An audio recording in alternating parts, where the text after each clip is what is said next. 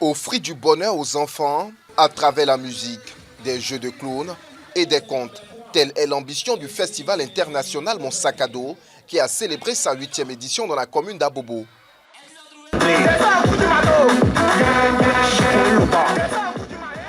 Des rires et des éclats de joie.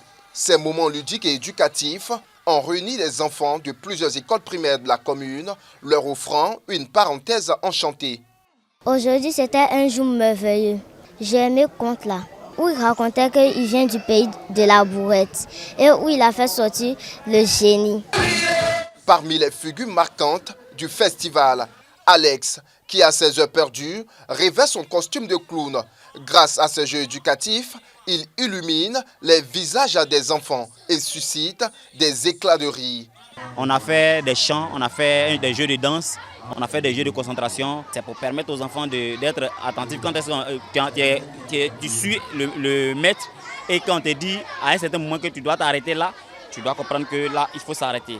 Cette 8e édition a aussi été une plateforme d'expression pour les jeunes artistes d'Abobo, leur permettant de dévoiler leur talent artistique et d'inspirer les enfants. J'ai raconté des blagues qui est éducatives, des blagues pourquoi ne pas voler, pourquoi ne pas tricher à l'école. Voilà, un enfant doit étudier, un enfant doit bien se prendre au sérieux parce que l'école c'est l'avenir, l'école c'est le futur. Ce festival est né de la vision de Célestin Yao, artiste, comédien et cinéaste.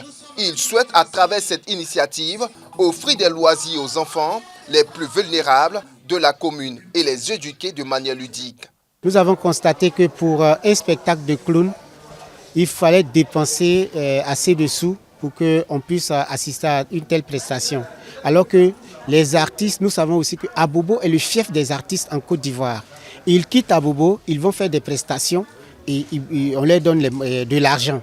Alors que nos enfants sont ici, ils en souffrent. Donc voilà pourquoi on a décidé d'organiser chez eux-mêmes gratuitement. Nous ne prenons pas 5 francs avec ces enfants.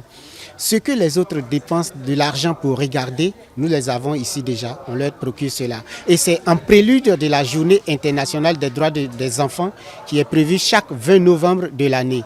Cette année, le thème du festival « Parle ma langue maternelle », canal majeur de sensibilisation sur le réchauffement climatique, a permis d'aborder des problématiques telles que la déforestation en Afrique.